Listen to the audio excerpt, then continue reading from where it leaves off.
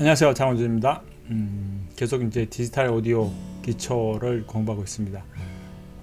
너무 어렵지 않았으면 좋겠습니다. 말씀드린 대로 저도 가능하면 제가 설명할 수 있는 범위, 그래서 말씀드린 대로 17살, 그러니까 한 고2 정도 수준에서 이해할 만한 내용으로 설명을 해보려고 노력을 해요. 여러 차례 말씀드린 대로 그 이상은 저도 어렵고요. 이제 신호공학이나 전자공학 이런 데서 이제 구체적으로 설명하실 거고, 이제 우리 음향을 하는 입장, 또 이제 음향을 공부하는, 믹싱을 공부하는, 음악을 하는데 계속 이제 기기를 알아가는 그런 차원에서 필요한 내용, 그런 것들 위주로만 공부하고 있습니다. 오늘 이제 9번째로 지터, 제목대로 지터, 워드 클락, 그리고 이제 음질, 이 관계를 조금 더 이야기를 해보려고 해요. 그래서 한번 공부를 해봅시다. 열심히 해봅시다. 화이팅. 먼저 지터가 뭔지 좀 알아보는 게 좋을 것 같아요. 자, 그래서 위키를 여기를 한번 이렇게 내봤어요. 지터. 그래서 이제 뭐라고 나오냐면, 지터는 광 디스크와 자기 디스크 등 정보 저장 매체의 재생 신호의 중요한 품질 지수 중의 하나이다. 그러니까 품질을 나타내는 어떤 평가죠. 특정 신호대에 원하는 신호와 실제 발생한 신호 간에 발생하는 불안정한 신호의 차이. 사실상 지터의 그 영어 뜻에 보면은 이 내용이 포함되어 있어요. 그러니까 약간씩 불안정한 그 신호에 벌어지는 그런 걸 이제 지터라고 말하네요. 이제 여러 가지 내용이 있는데, 이거는 이제 이 위키니까 전자공학적인 면에서 이제 나오는 거고, 이것도 공식으로도 얘기하고 되게 복잡해요. 우리는 그거는 알아볼 필요도 없을 거고, 일단 이제 우리가 공부해야 될 부분만큼만 한번 공부를 해보겠습니다. 자, 먼저 지터가 뭔지 좀 정확하게 알아봐야 되겠어요. 아까 설명에 나왔는데, 그걸 이제 우리가 좀 이해할 수 있는 걸로 어떻게 이해하냐면은, 우리 그 샘플링 레이트를 설명할 때 1초를 이제 정해놓은 샘플링 레이트만큼 쪼갠다라고 이야기를 했어요. 이렇게 쪼갠다라는데, 근데 그거는 우리가 이제 어떤 의미에서는 그 이해하기 편하게 말씀드린 거고, 실은 이제 그 시간마다, 그러니까 1초를 48,000번으로 나눈 그 시간마다 사진을 하나씩 찍으라고 말하는 거예요. 그러니까 이제 명령을 내리는 거예요. 그래서 그 찍어놓은 게 데이터가 되는 거고, 그러니까 이제 그 찍힌 거가 이제 양이 되는 거고, 그게 이제 비트, 뎁스, 이제 그 샘플링 비트에 의해서 나오는, 그러니까 16비트에서 얼마만큼의 크기인지, 그래서 그것들이 이제 그것을 사진을 찍는 거예요. 계속 찍어놓은 것들을, 그 찍어놓은 데이터를 쭉 이은 게 이제 우리가 말하는 오디오 데이터가 되는 거죠. 다른 거 있으면 다른 데이터가 되겠구나. 우리는 이제 오디오니까. 그래서 이제 오디오 가청 주파수 대역대 안에 있는 아날로그 신호를 그렇게 찍어서 그걸 데이터로 명령을 내리는 거예요. 이렇게.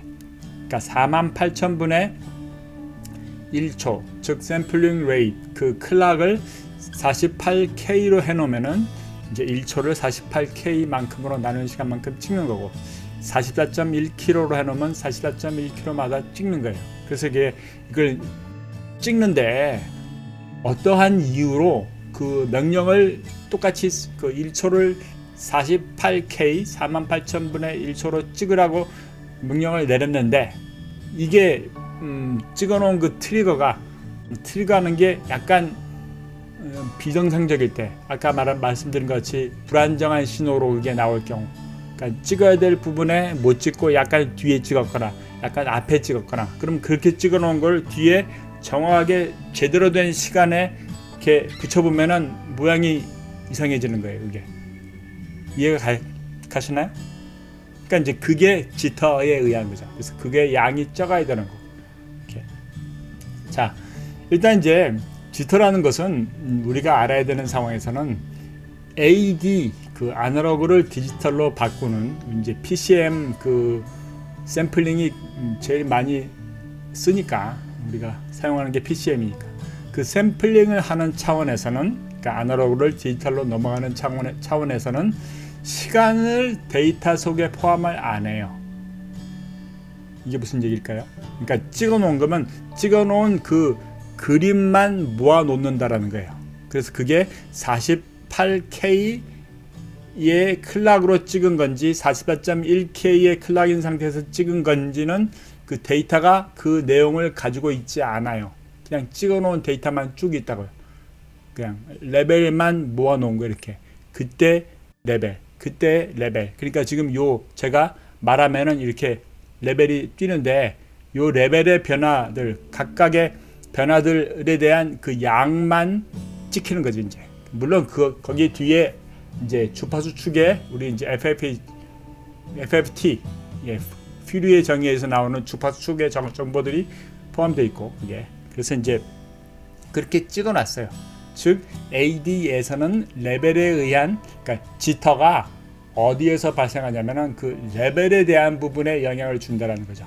레벨만 이렇게. 그래서 이제 그렇게 찍어 놓은 것이 저장을 한다고 그랬죠. 이렇게. 그러면 그게 디지털 상태에서는 그 안에서 지터가 발생할 상황은 없어요. 그 상황에서는 똑같이 그냥 가는 거예요. 처리를 하는 거고, 뭐 위상이 바뀌고 그러면 이제 그 어떤 주파수 축이 변하고 어떤 데이터의 내용이 변하는 것이지, 우리가 말하는 요 지터라는 그 문제에 의해서 영향을 안 받는다라는 거예요. 이제 그렇게 쭉 있다가 그게 이제 DA로 가면서, 디지털 데이터가 있던 것이 아날로그로 넘어가면서 지터의 영향을 받게 돼요. 이제 그 아날로그로 넘어가는 그 DA 컨버터라는 디지털 기기에도 이제 클락이 포함되니까, 클락이 있으니까 내부 클락에 의해서 정확하게 모든 것들이 작동을 하는데, 근데 이게 이제 아까 48K로 전부 다 클락을 해놨는데 이 클락이 불안정할 경우, 그래서 원래 나가야 되는데 나가야 되는 시간에 못 나가거나 약간 뒤에 나가거나 약간 빨리 나가거나 뭐 그럴 경우에, 그러니까 우리가 이제 샘플링 웨이시니까, 그래서 그럴 경우에 신호가 바뀌게 되겠죠. 즉 소리가 변하게 된다는 거죠. 이게 그러니까 그래서 그 지터의 영향을 받아서 소리가 변하게 되는 것인데, 이것이 이제 우리 귀에 들리는 시그널과 더해져서 들리는 걸로 나오게 돼요. 아주 짧은데, 뭐 야마 쪽에 자료를 보면은 보통 이제 디지털 믹서를 설계할 때 그 내부에서 허용되는 지터의 그 최대 값을 뭐 5 나노세컨드 이하라고 해요. 나노세컨드라는 것은 이제 10억 분의 1초예요. 10억 분의 1초. 그럼 5 나노세컨드니까 10억 분의 5초까지는 그냥 뭐 이건 제거가 불가능한, 그 얘기는 늘 이 지터 에러가 포함되어 있다라는 얘기랑 똑같은 거예요. 계속 있어요. 근데 이제 인간이 인지할 수 있는 가장 최소의 시간 차이는 뭐 6 마이크로세컨드라고 이야기를 해요. 6 마이크로세컨드. 그럼 이제 100만 분의 6초예요. 그럼 100만 분의 6초가 넘어가야지 인지를 한다는 거거든요.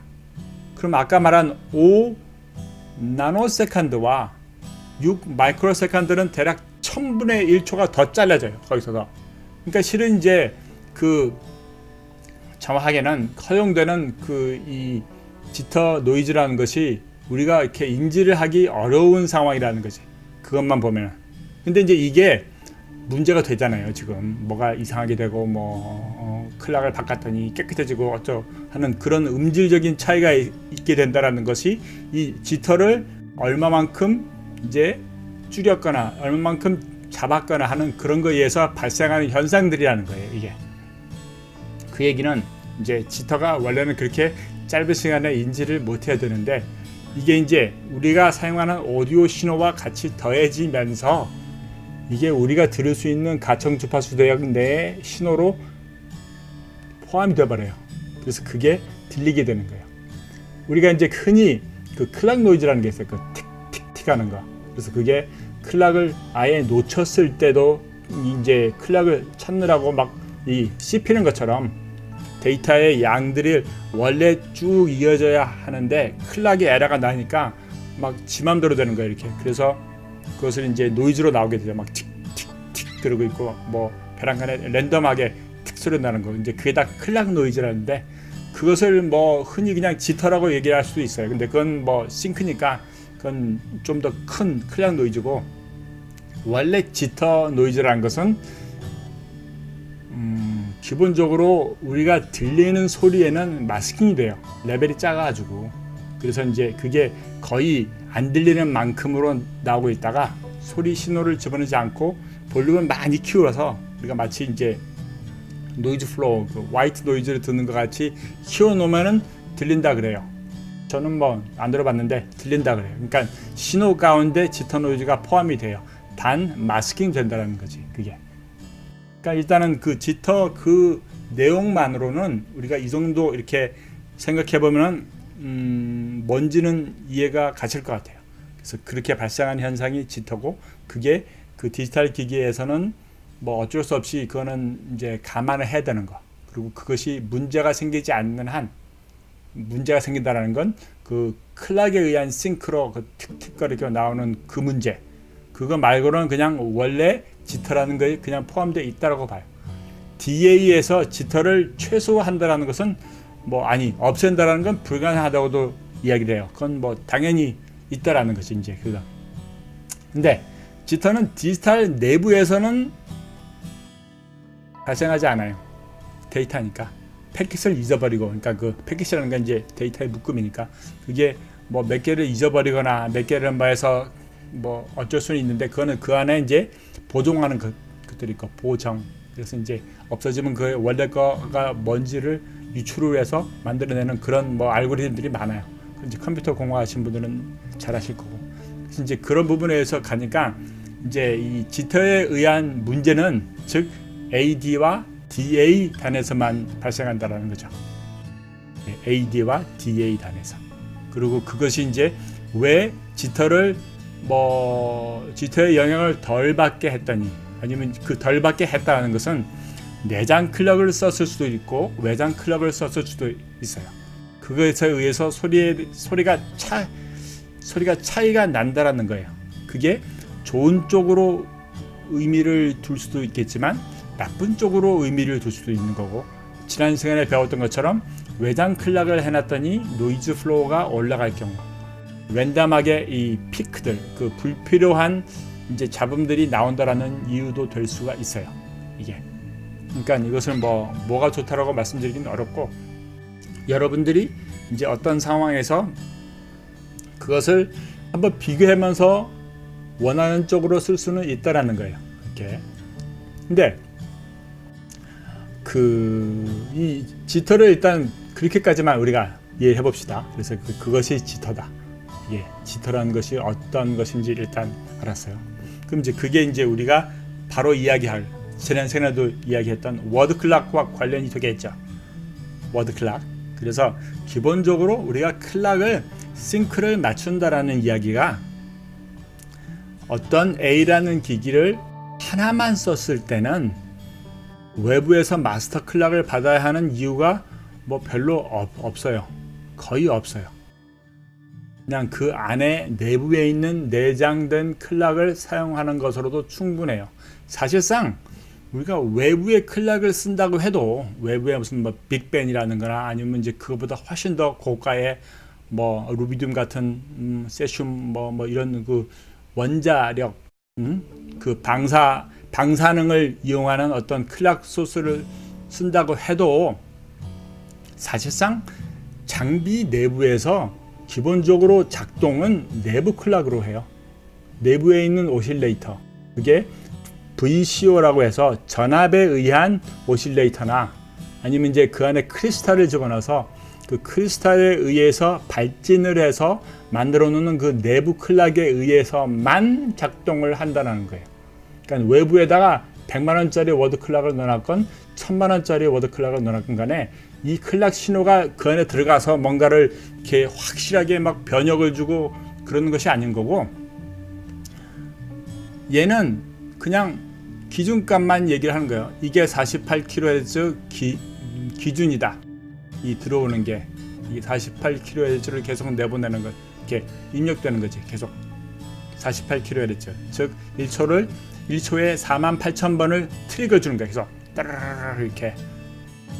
그러면 이제 워드 클락을 외부로 지정해 놨잖아요. 그게 이제 BNC라고 하는 우리 이제 BNC 코드로 해서 BNC 케이블로 들어오는 전용 워드 클락 인풋이건 ADET 같은 걸로 들어와서 ADET 그 바깥에 있는 것을 마스터 클락으로 해놨건 단테라는 걸 이용해서 네트워크 안에 있는 어떤 소스를 마스터 클락으로 해놨건 뭐건 간에 옵티칼로, 그러니까 아까 ADET 같은 옵티칼이나 AES나 이런 걸 통해서나, 그러니까 그 데이터 안에 포함된 워드 클락 정보건 독립된 워드 클락 정보건 간에 그걸로 지정을 해 놓으면은 이 기기 내부에서는 내가 바깥에서 들어오는 거의 기준점을, 그러니까 엑스터널로 외부로 마스터 클락을 해 놓으면은 바깥에 들어온 클락과 내부의 클락을 비교를 해요. 계속. 그래서 거기에 사용되는 회로가 전자공학 뭐 신호처리 공부하신 분들은 금방 나오는 게 PLL이라는 거예요. Phase Locked Loop라고 해서 그 PLL이라는 회로가 입력과 출력의 위상을 이거를 고정하게 해놔요. 락하게 해놔요. 그러니까 입력으로 들어온, 그래서 들어와서 처리되기 전에 그 위상과 처리된 뒤에 위상을 같게끔 만들어 놓는 거예요. 그러니까 이 기기 내부에서 뭔가 불안정한 상황이 있어서, 그러니까 48kHz에 정확하게 작동을 해야 되는데, 왜냐하면 외부에서 지금 클락을 48kHz로 해라 이렇게 트리거를 계속 주는 게 48이거나 아니면 내부에서 내장 클락을 내가 이미 지정해 놓은 게 48kHz인데 실제 뭔가 어떤 영향, 그 영향이라는 것은 이제 이 크리스탈 같은 뭐 VCO라면 볼테이지의 변화나 크리스탈 재료의 뭐 약간 퀄리티나 아니면 이제 그 전자기장이건 어떤 무선 주파수건 간에 여러 가지 요소가 있어요. 그것에 의해서 실제 그 클락이라는 우리 이제 이 펄스에 약간의 변화가, 노이즈가 껴서 그걸 잘 이렇게 인지를 못해서, 그러니까 그게 지터니까 그런 거에 의해서 뭐가 이제 에러가 났을 경우 그것을 이제 PLL이라는 회로가 보정을 해주는 거예요. 이렇게. 그러니까 그 보정을 해주는 거에 기준을 내가 클락 소스를 인터널로 해놓으면 내부에서 일단 48kHz, 96kHz, 44.1kHz라는 그 정해놓은 샘플링 레이스로 작동을 하게끔 하는 거고, 왜냐면은 우리가 처리하는 데이터, 보관해놓은 데이터가 그거랑 맞아야 하니까. 그러니까 48kHz로 만들어 놓은 데이터를 이제 그 데이터를 사용하려면은 이 샘플링 클락 그 자체가 48kHz로 정리를 해놔야지 가능한 거고, 만약에 96이면 96K인 거고, 그렇게. 그러니까 이제 외부에서 클락 소스를 받았다라는 것을 내부에서 정해놓은 그 기준이라는 것을, 그것을 이제 이 PLL 회로에서 그것을 비교를 해보는 거니까, 이렇게. 그게 이제 클락의 목적이에요. 그러니까 그거를 외부의 외장 장비를 쓰거나 내부의 클락을 쓰거나 사실상 그 내부에 PLL이라는 회로가 있기 때문에 그것을 보정을 한다는 거죠. 그게 물론 그게 완벽해서 정말 고가의 장비들, 고가의 아까 말씀드린 것처럼 그 방사능을 쏘는 루비dim이나 세슘이나 하는 것들을 사용해서 더 정밀하게, 그러니까 그 PLL에서 오차를 이렇게 많이 느끼지 못할 정도로 그걸 해결을 하든지, 아니면 그 장비는 그냥 그대로 놓고 외부에서 그냥 하든지, 아니면 저가인데 일단은 PLL이 열심히 일을 해서 가급적이면 에러를 최소로 줄이는 그런 기기를 쓰든지 간에, 그러니까 그런 역할이 있다라는 거예요. 그러니까 사실상 우리가 이제 그 워드 클락 그 제너레이터라는 거를 전용 장비를 쓴다라는 것이 어떤 의미인지를 알아야 되는 거죠. 근데 그게 보면은 그 장비마다 쓰는 환경마다, 이를테면 전원도 영향이 있고, 아니면 그곳에 RF 같은 거 무선 주파수의 어떤 그런 영향들이 많아요. 그래서 아무리 여러분들이 열심히 구글에서 검색을 하고 뭔가를 해도 다들 이게 정석입니다라고 말할 수는 있지만 그게 여러분들에게 정확하게 맞는 정석이 될지는 몰라요. 그건 되지 않을 수도 있다라는 거예요. 그러니까 그게 스타 결선, 그러니까 클락 제너레이터 하나가 별 모양처럼 스타, 별 모양처럼 각각 기기에 직접 이렇게 클락 정보를 주든지 아니면 데이지 체인이라고 얘기하는 거. 그래서 하나를 통해서 그 다음 걸로 가서 그 다음 걸로 가서 이렇게 가는 거. 어떤 경우에는 스타 커넥션이 더 정확해요. 어떤 경우에는 그게 불정확하고 이 데이지 체인으로 하는 것이 더 정확할 수도 있어요. 어떤 경우에는 말씀드린 대로 내장 클락이 훨씬 더 사운드가 좋은 경우가 있어요. 어떤 경우에는 외장 클락이 뭐 예상하는 대로, 광고하는 대로, 마케팅에서 말하는 대로 더 좋은 결과를 나타낼 수도 있어요. 아니면 어떤 경우에는 그걸 썼더니 더 안 좋은 경우도 나올 수가 있다라는 얘기예요.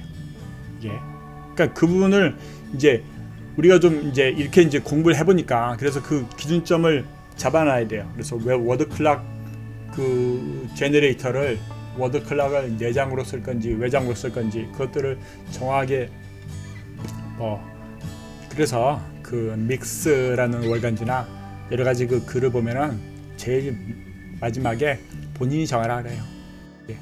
이게 이제 리뷰를 하는 사람이건 기사를 쓰는 사람이건 케이스마다 틀리니까 여러분들이 시도를 해보고 좋은 쪽으로 가라는 거예요. 저도 그렇게밖에는 말씀을 못 드릴 것 같아요. 제가 A라는 제품을 쓰니까 이 소리가 환상적으로 좋아졌습니다 이렇게 말했는데 그게 100% 다 그럴 경우가 아닐 수도 있다는 거예요. 그러니까 그 부분도 고려를 해봅시다. 그게 아닐 수도 있다라는 거. 아닐 수도 있다라는 거.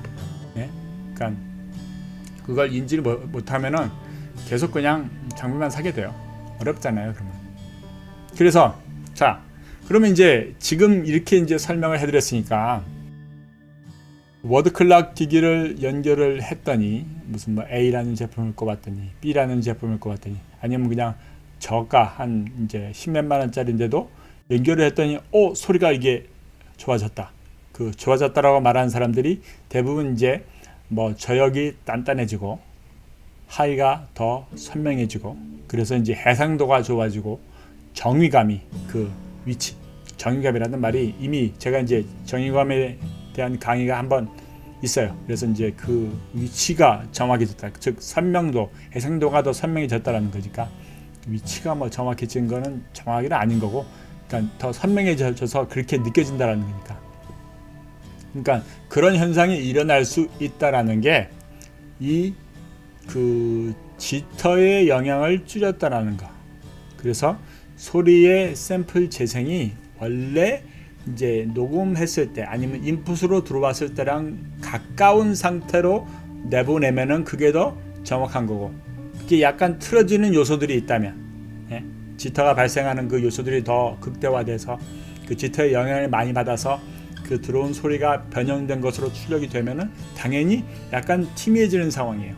근데 이제 그거를 그냥 그 외장 그러니까 어떤 요인 외장 클락을 했건 아니면 내가 그냥 외장 전용 정말 제너레이터를 썼건 아니면 그냥 다른 기계로 해놨건 아니면 내장으로 했는데 여러 가지 이유에 의해서 그걸 바뀌었을 경우에 뭐가 선명해지거나 뭐가 차이가 있다. 그것이 이제 지금 설명해드린 이런 지터, 워드 클락 이런 것에 의해서 이제 만들어지는 그 시간적인 차이, 시간 차이.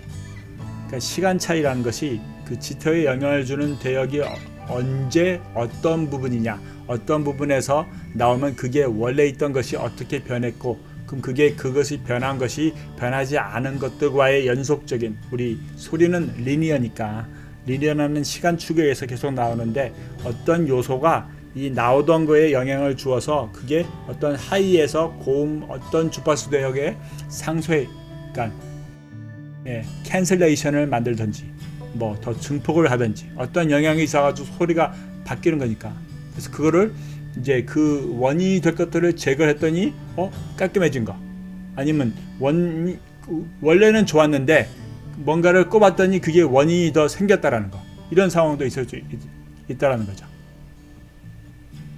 이해가 가시나요? 나름대로 열심히 설명을 해봤습니다.